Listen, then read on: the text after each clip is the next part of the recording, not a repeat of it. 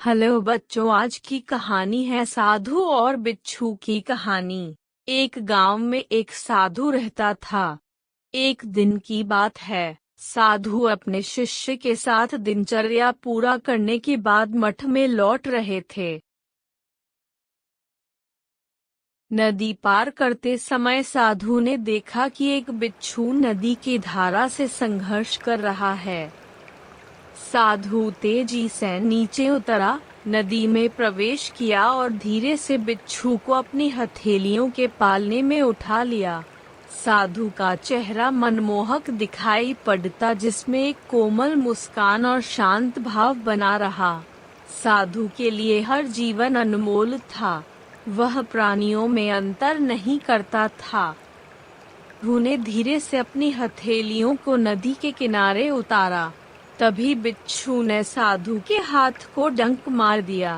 साधु का पूरा हाथ दर्द से तिलमिला उठा, जिससे उसकी हथेलियां सरकी और बिच्छू फिर से नदी में जा गिरा। कोई अन्य व्यक्ति होता तो उसे वहीं छोड़ देता। वो यहाँ तक कह देता कि कैसा प्राणी है जो मुझे अपनी जान बचाने के बदले में डंक मारता है। इस पूरे प्रकरण को युवा शिष्य बड़ी अचरजता से देख रहा था। इस बार साधु ने बिना किसी संकोच से बिच्छू को उठाते समय बहुत सावधानी बरतना चाहा था, लेकिन बिच्छू ने साधु को फिर से डंक मार दिया। इस पूरे प्रकरण को कई बार दोहराया गया। यहाँ पर साधु के लिए भी एक सीख थी। कोमल और धीमे होने से समस्या का समाधान नहीं हो रहा था। अगर और विलंब हुआ तो वह प्राणी निश्चित रूप से मर जाएगा। इसलिए साधु ने बिच्छू की क्षमता पर विश्वास किया कि बिच्छू पानी से निकलते ही अपना ख्याल खुद से रख लेगा। साधु ने धीरे से बिच्छू को उठाया और जल्दी से उसे बाहर फेंक दिया।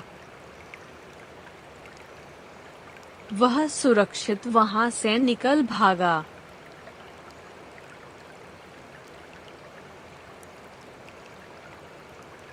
साधु को पानी से बाहर निकालने के बाद शिष्य ने साधु से पूछा, एक बिच्छू को बचाने में ऐसा क्या था जो आपने उसके इतने डंक बार बार सहे?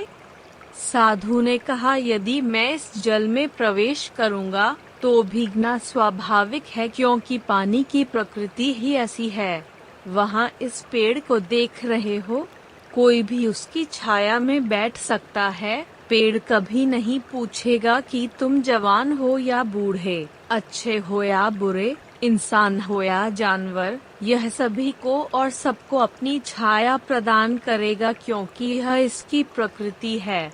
बिच्छू के लिए भी यही बात थी। उसका स्वभाव डंक मारने वाला था, इसलिए वह डंक मार गया। इसमें नाराज होने की कोई बात नहीं है। मनुष्य का स्वभाव हर प्राणी के प्रति दयालु होना है। जब पानी, पेड़ और बिच्छू अपने स्वभाव से नहीं हटे, तो क्या मैं, एक साधारण इंसान, अपने दयालु स्वभाव के खिलाफ जा सकता हूँ? इस ज्ञान के साथ लड़का धीरे से मुस्कुराया। युवा शिष्य, please like and subscribe for more videos.